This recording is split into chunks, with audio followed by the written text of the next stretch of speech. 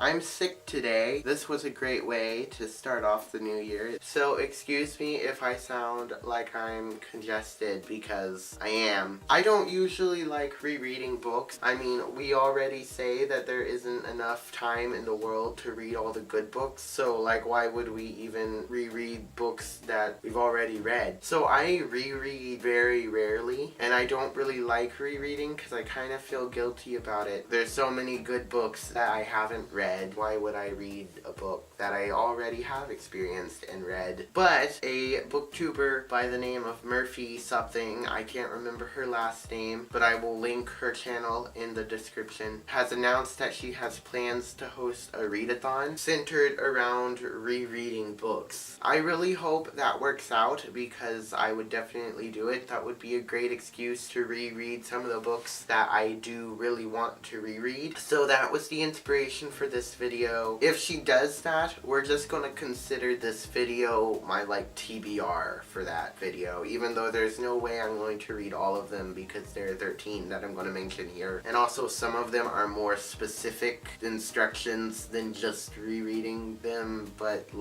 you'll get what I mean in a second. Let's just get into the books.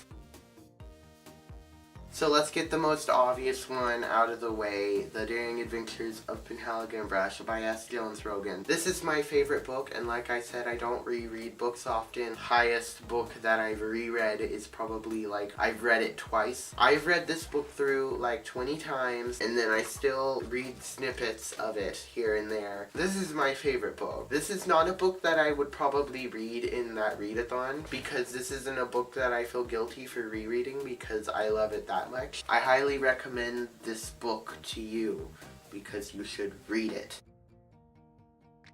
The next book is A Wrinkle in Time by Madeleine L'Engle. This is another book that I really love, and it's also another book that I probably won't read in that readathon because this one I mainly want to reread because the movie is coming out, which I am very excited for, and I want to reread it to be prepared for the movie, even though I know that the movie is going to be probably way different than the actual book because it is a Disney movie. And if you know anything about Disney book-to-movie adaptations, they get really creative with what they do. So I'm going to go into that movie with kind of low expectations because I know that they're going to do a bunch of stuff to it, but I do want to reread this book. I just want to have the original story fresh on my mind. So I've done 2 books that I'm probably not even going to read in that readathon, but this book is the most likely book that I will be reading in that readathon, and it is After Iris by Natisha Ferret. I really loved this book a long time ago when I read it before I started BookTube, about this girl named Blue, and she has this big family. It's one of those dysfunctional family things. The main character, Blue, is a 13-year-old girl, and her sister died before the book starts, and I just remember being completely, absolutely in love with this book, and I want to reread it and get back all the details and have it fresh on my mind so I can properly review it on this channel. I do highly recommend this if you're looking for a good contemporary dysfunctional family kind of thing. This next book is The Time Fetch by Amy Herrick. This is another book that I read long before I found BookTube, which basically means I don't talk about it enough on this channel. But I really loved this book when I read it. This is a fantasy. It follows these 4 kids, and one of them finds this rock, which turns out to not be a rock, and they accidentally release these things that eat time. So they're basically keeping these little bugs from eating away existence. It's sort of a dark fantasy-ish thing. I wanted to reread this in December because I remember that this was around Christmassy time. I might just reread this one this month. I know it's in wintry time and I kind of want to reread it for that, but I probably won't. I don't think I've ever read another book like this. The story was so different. One of the characters is mute. If you're into that kind of thing, that's in here. This next book is another book I actually probably wouldn't feel that guilty about rereading. Alice's Adventures in Wonderland and Through the Looking Glass by Lewis Carroll. This one I've really been wanting to reread, especially since getting this edition of it. It has these really cool manga style artwork in it, and I really want to reread this copy because it has all this cool pictures. I really love Alice in Wonderland and Through the Looking Glass. I wouldn't feel guilty for rereading this copy because even though I'd be rereading the same exact story, I would be imagining it and experiencing it in a different way because it has different artwork in it. So I'm really excited to read this edition.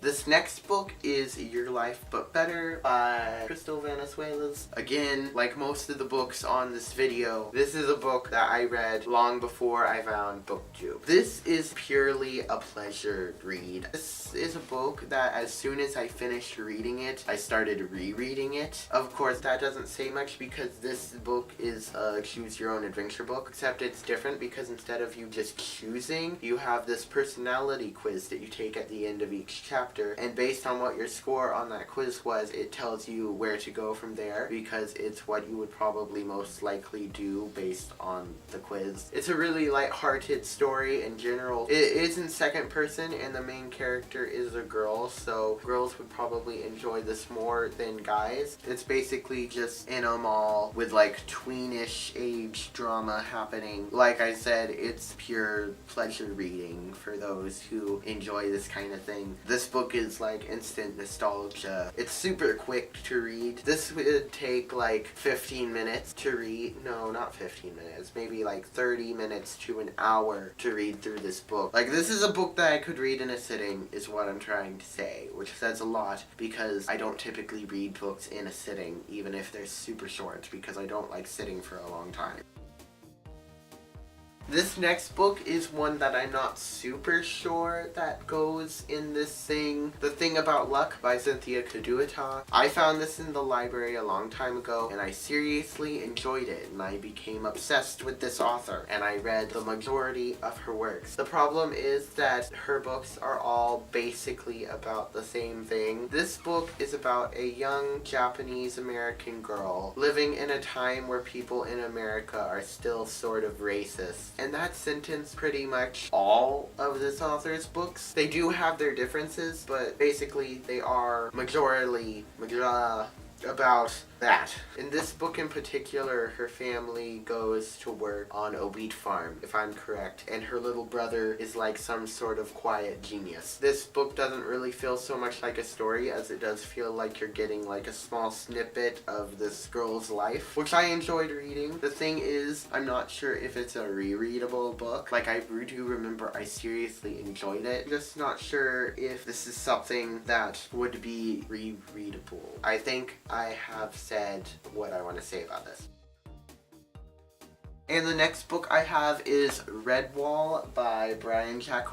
I remember watching the TV show super long ago when I was young, and I already know that I can probably pick up any of the books anytime and just like read little snippets of it. I'm not sure if I could just read it through because even now that's not what I'm doing. Like I'm opening it and I'm like reading a couple paragraphs and then I'm not reading it anymore, and I'm enjoying reading it this way. So I'm not reading this like a normal book, which is interesting to note. This is more of a book that I'm like milking for inspiration because I really love these characters and I just feel like sitting down and imagining up stories for them to be a part of other than, you know, the story. So that's the main reason I like rereading this book, because it feels like an inspiration thing and I like that.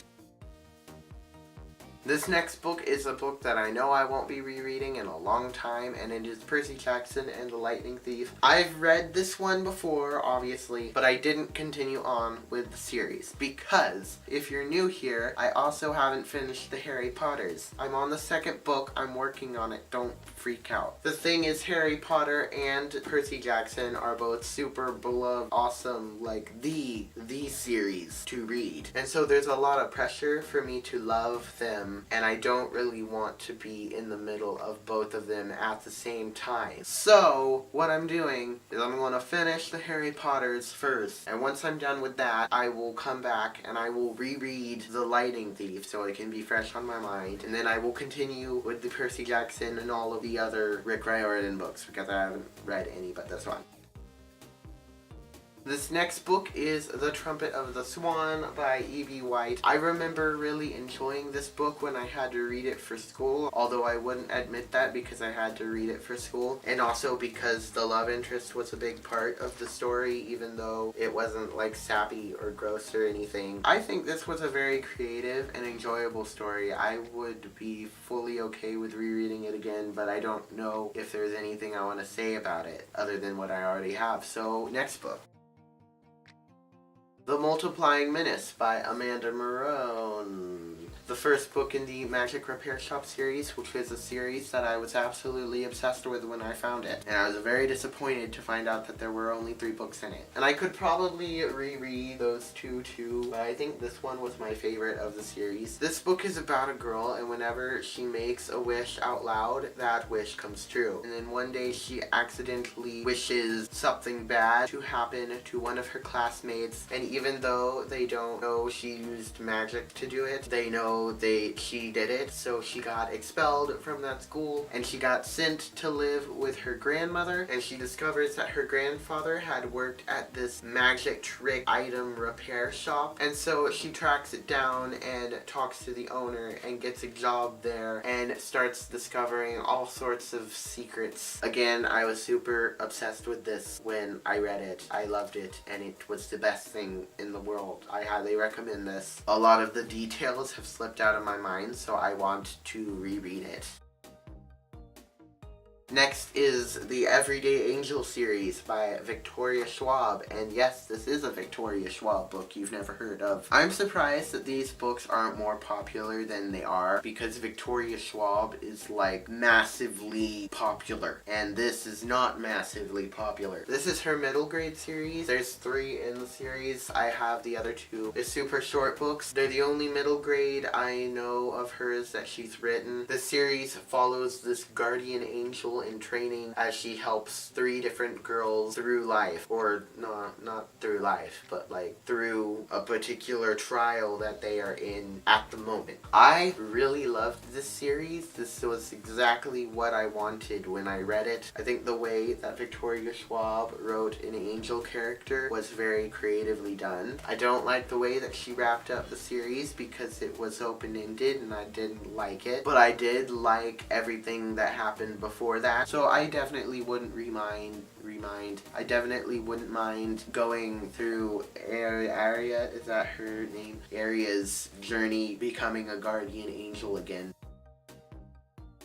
And the last book, what is it? I've already shown it to you, haven't I? The Phantom Tollbooth by Norton Juster. This is a very Alice in Wonderland-like book. One of those books that has this fantasy world that plays with words and section. I love it. It has all these cool illustrations. I just flipped to a random page and I don't remember what's happening there at all. So yeah, I need to reread this, obviously.